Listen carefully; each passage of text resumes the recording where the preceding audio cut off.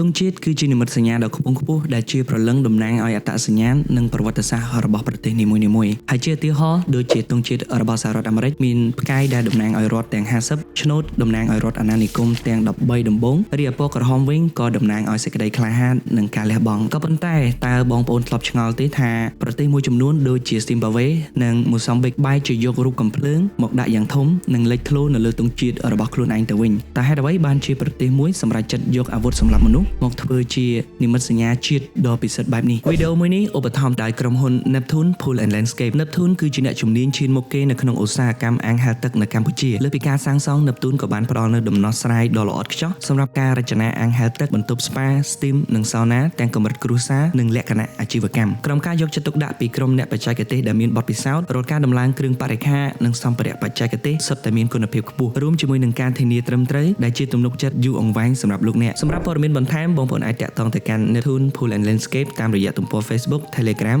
ឬក៏គេហទំព័រផ្លូវការដែលមានតំណភ្ជាប់នៅក្នុង description ខាងក្រោមចម្លើយគឺដោយសារតែកំភ្លើង AK-47 ដ៏ល្បីល្បាញដែលវាគឺជានិមិត្តរូបពិតប្រាកដនៃការតស៊ូរំដោះជាតិនិងការវិវត្តរបស់ជាតិសាសន៍គេហើយគិតមកដល់ពេលនេះគេបានប្រមាណថាកំភ្លើងស៊េរី AK ប្រមាណជាង100លានដើមត្រូវបានគេផលិតឡើងនៅលើពិភពលោកបើយើងគិតជាមធ្យមគឺមនុស្ស80នាក់នៅលើផែនដីមានកំភ្លើង AK មួយដើមបាត់ទៅហើយហើយដែលគួរឲ្យភ្ញាក់ផ្អើលនោះគឺពាក់កណ្ដាលនៃចំនួននេះគឺជាការផលិតចម្លងខុសច្បាប់ដែលគ្មានអាជ្ញាប័ណ្ណត្រឹមត្រូវសម្បីតែកងទ័ពកម្ពុជាយើងក៏ប្រើវាដែរកំភ្លើងនេះត្រូវបានគេទទួលស្គាល់ថាវាជាអាវុធដែលងាយស្រួលប្រើបំផុតនិងមានប្រសិទ្ធភាពសាហាវបំផុតទោះស្ថិតនៅក្នុងកលៈទេសៈណាក៏ដោយហើយថ្ងៃនេះយើងនឹងធ្វើដំណើរត្រឡប់ពេលវេលាទៅក្រោយវិញដើម្បីស្វែងយល់ពីអាថ៌កំបាំងនិងប្រវត្តិសាស្ត្រដ៏គួរឲ្យស្ញប់ស្ញែងរបស់ AK-47 ដែលជាអាវុធដែលបានផ្លាស់ប្ដូរមុខមាត់ពិភពលោកទាំងមូលដើម្បីយល់ពីភាពអស្ចារ្យរបស់កំភ្លើង AK-47 យើងត្រូវក៏លេចទៅមើលការវិវត្តបច្ចេកវិទ្យាអាវុធជាមុនសិនកាលពីទសវត្សរ៍ទី19កំភ្លើងតម្រូវឲ្យទាហានបញ្ចូលគ្រាប់ម្ដងមួយគឺ bolt action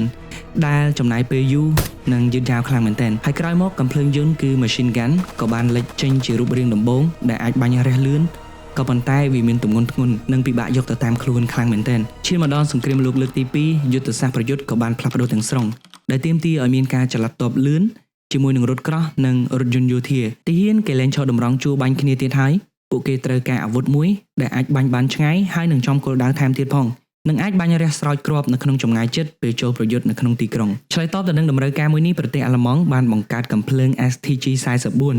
នៅចុងបញ្ចប់នៃសង្គ្រាមលោកលើកទី2ហើយមេដឹកនាំអាល្លឺម៉ង់គឺ Adolf Hitler ក៏បានដាក់ឈ្មោះវាថាកំភ្លើងវាយប្រហារគឺ Assault Rifle ដំបូងគេបង្អស់ហើយវាគឺជាការរួមបញ្ចូលគ្នារវាងភាពខ្លាំងរបស់កំភ្លើងវែងនិងកំភ្លើងយន្តធន់ស្រាលឲ្យទៅជាអាវុធតែមួយហើយអាថ៌កំបាំងដែលធ្វើឲ្យកំភ្លើងវាយប្រហារទទួលបានភាពជោគជ័យគឺស្ថិតនៅលើការផ្លាស់ប្ដូរទំហំគ្រាប់កាលពីមុនកំភ្លើងគេប្រើគ្រាប់ធំហើយនឹងមានកម្លាំងបាញ់ខ្លាំងនិងគ្រាប់បាញ់បានឆ្ងាយក៏ប៉ុន្តែកម្លាំងធាក់របស់វាគឺវាខ្លាំងពេកធ្វើឲ្យទាហានបាញ់ខុសគោលដៅនៅពេលដែលបាញ់រះហើយអាល្លឺម៉ង់បានដោះស្រាយបញ្ហានេះដោយពង្រួមទំហំគ្រាប់ឲ្យមកទៅជាកម្រិតមធ្យមដែលជួយឲ្យទាហានបាញ់បានលឿននិងងាយស្រួលគ្រប់គ្រងកម្លាំងធាក់និងនៅតែមានប្រសិទ្ធភាពខ្ពស់នៅក្នុងការសម្លាប់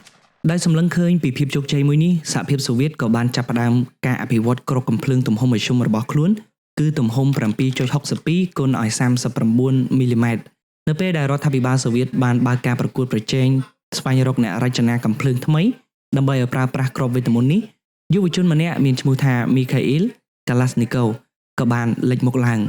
គាត់មិនមែនជាវិស្វករដែលរៀនចប់សាកលវិទ្យាល័យដ៏ល្បីៗអីនោះទេគាត់គ្រាន់តែជាអតីតអ្នកបើករថក្រោះវ័យ23ឆ្នាំដែលទើបតែរងរបួសយ៉ាងធ្ងន់ធ្ងរនៅក្នុងសមរភូមិប្រឆាំងនឹងទ័ពអាល្លឺម៉ង់ក្នុងអំឡុងពេលដេកសម្រាកនៅមន្ទីរពេទ្យលោក Mikhail តែងតែលើសំឡេងត្អូញត្អែពីមិត្តហ៊ានរួមអាជីពអំពីភាពអន់ខ្សោយនៃកំភ្លើងសូវៀតបើប្រៀបធៀបទៅនឹងអាវុធដ៏ទំនើបរបស់អាល្លឺម៉ង់ចាប់ពីពេលនោះមកលោកក៏បានបដិញ្ញាចិត្តថាគាត់នឹងបង្កើតអាវុធដ៏ល្អបំផុតមួយដើម្បីការពារមាតុភូមិមកពីគ្រួសារកសិករក្រីក្រគាត់យល់ច្បាស់ថាទាហានសូវៀតភាគច្រើនគឺជាកសិករនិងកម្មករសាមញ្ញដែលពួកគេមិនមានពេលវឹកហាត់យោធាអីច្រើននោះទេដូច្នេះគាត់ត្រូវតែបង្កើតកំភ្លើងមួយដែលបំពេញលក្ខខណ្ឌបាន3យ៉ាង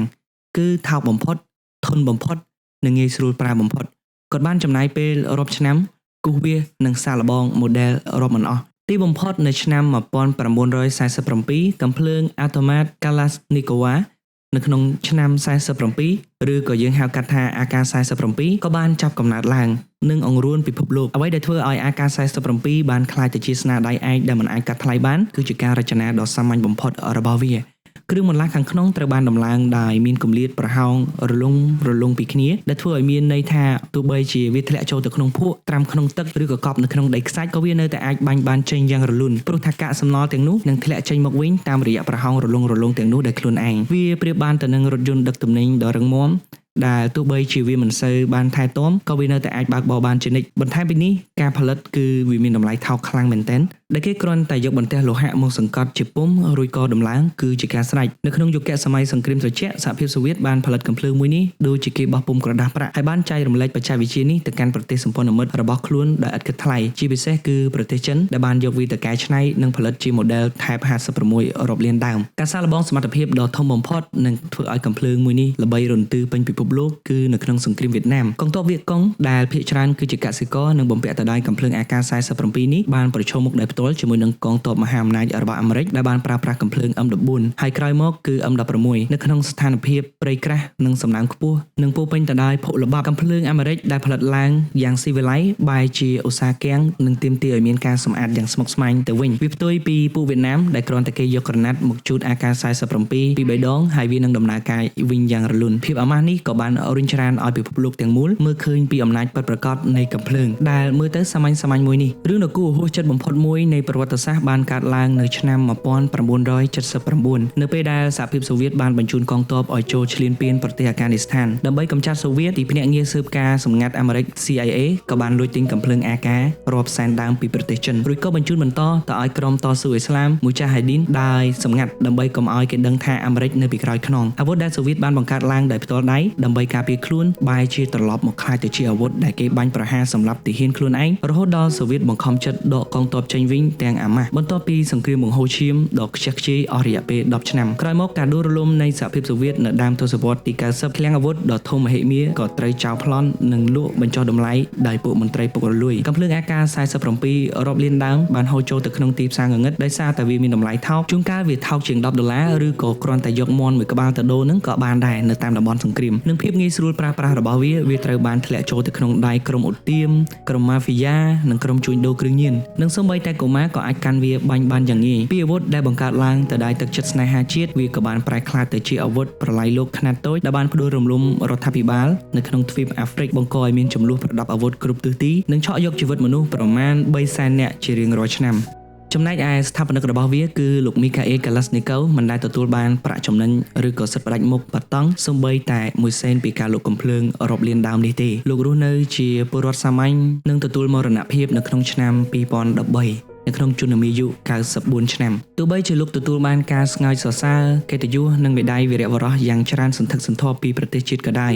ក៏នៅចុងបញ្ចប់នៃជីវិតលោកហាក់ដូចជាមានការសោកស្ដាយនិងវិបដិសារីយ៉ាងខ្លាំងនៅពេលដែលលោកឃើញការបង្កើតរបស់លោកក៏បានក្លាយទៅជាឧបករណ៍នៃការបង្ហូរឈាមនិងបំផ្លាញសន្តិភាពមនុស្សជាតិទៅវិញមុនពេលដែលលោកចែកឋានលោកក៏បានបន្សល់ទុកនៅសារមួយយ៉ាងច្បាស់ថាមនុស្សភាគច្រើនតែងតែសួរខ្ញុំថាតើខ្ញុំមានអារម្មណ៍យ៉ាងណាដែរនៅពេលដែលឃើញការបង្កើតរបស់ខ្ញុំត្រូវបានគេយកទៅសម្លាប់មនុស្សរាល់ថ្ងៃហើយ AK ក្លាយទៅជាអាវុធទូទៅនៅក្នុងចំនួនជាតិសាសន៍ខ្ញុំចង់បញ្ជាក់ឲ្យច្បាស់ថាខ្ញុំបង្កើតកំភ្លើងវាយប្រហារនេះឡើងគឺដើម្បីការពារប្រទេសជាតិរបស់ខ្ញុំអ្នកអាចបន្ទោសអ្នកនយោបាយបានចំពោះការបណ្តែតបណ្តោយឲ្យអាវុធនេះរីកសាយភាយរហូតមិនអាចគ្រប់គ្រងបាននៅក្នុងកម្រិតពិភពលោកសម្ដីរបស់លោក Mikhail Kalashnikov តើបងប្អូនយល់យ៉ាងណាដែរចំពោះប្រវត្តិសាស្ត្រដ៏ជូរចត់និងអស្ចារ្យរបស់កំភ្លើង AK-47 នេះបងប្អូនយល់ស្របទៅនឹងសម្ដីចុងក្រោយរបស់លោក Mikhail Kalashnikov ដែរឬទេសូមជួយ comment បញ្ចេញមតិរបស់បងប្អូននៅក្រោមវីដេអូនេះទាំងអស់គ្នាប្រសិនបើបងប្អូនទទួលបានចំណេះដឹងថ្មីៗនិងចូលចិត្តការរៀបរាប់ពីប្រវត្តិសាស្ត្របែបនេះសូមបងប្អូនកុំភ្លេចចុច like និង share វីដេអូនេះទៅកាន់មិត្តភ័ក្តិរបស់បងប្អូនមួយផងដើម្បីកុំឲ្យរំលងវីដេអូឯកសារនិងរឿងរ៉ាវអាថ៌កំបាំងដ៏គួរឲ្យចាប់អារម្មណ៍ជាច្រើនទៀតសូមបងប្អូនកុំភ្លេចចុច subscribe ទៅកាន់ channel ជើងមេឃនិងបើកសញ្ញាកណ្ដឹងទាំងអស់គ្នាអរគុណមែនទែន